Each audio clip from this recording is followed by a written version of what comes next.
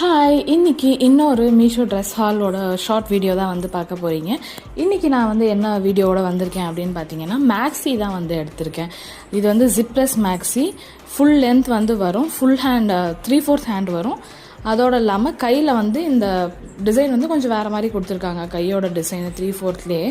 But இந்த cloth வந்து என்ன அப்படின்னா ரொம்ப ஒஸ்டான கிளாத்தாக இருக்குது.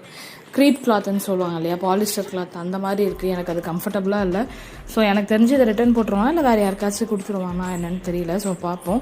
இப்படி தான் இருந்துச்சு அது போட்டப்போ. இது வந்து ஒரு 3rd மந்த் அப்போல்லாம் 4th மந்த் அப்போல்லாம் கரெக்டாக இருந்துச்சு.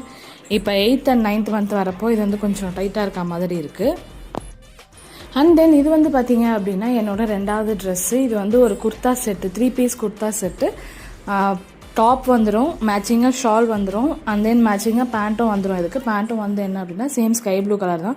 எனக்கு எல்லாமே ஸ்கை ப்ளூ கலரில் போடுறதுக்கு பிடிக்கல. ஸோ அதனால நான் வந்து பேண்ட் வந்து பிங்க் கலர், இந்த ரோஸ் இருக்கு இல்லையா, அந்த டார்க் பிங்க் கலர் லெகின்ஸை வந்து போட்டு நான் பேர் பண்ணிக்கிட்டேன்.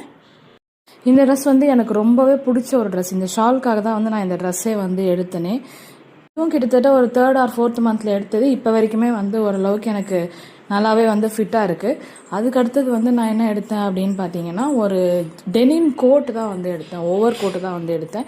அது வந்து எதுக்காக அப்படின்னா, இப்போ ஏதாவது என்கிட்ட ஃப்ராக் இருக்குது, ஃப்ராக்லாம் வந்து நமக்கு வந்து லூஸாகவே இருக்கும் இல்லையா இந்த பேபி பம்ப் கிட்ட. ஸோ அதுக்கு வந்து பேரப் பண்ணி போடலாம் அப்படின்றதுக்காக தான் இந்த டெனிம் கோட் வந்து எடுத்தேன்.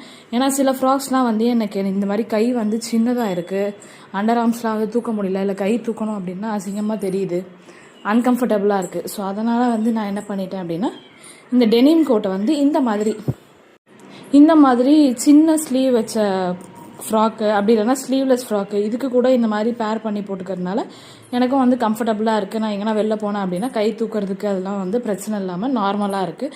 ஸோ உங்களுக்கு இந்த வீடியோ பிடிச்சது அப்படின்னா மறக்காமல் அக்ஷயா 360 டிகிரி சேனலை சப்ஸ்கிரைப் பண்ணுங்கள். இந்த வீடியோ உங்களுக்கு பிடிச்சது அப்படின்னா லைக் பண்ணுங்கள், ஷேர் பண்ணுங்கள். Thank you so much. Bye by.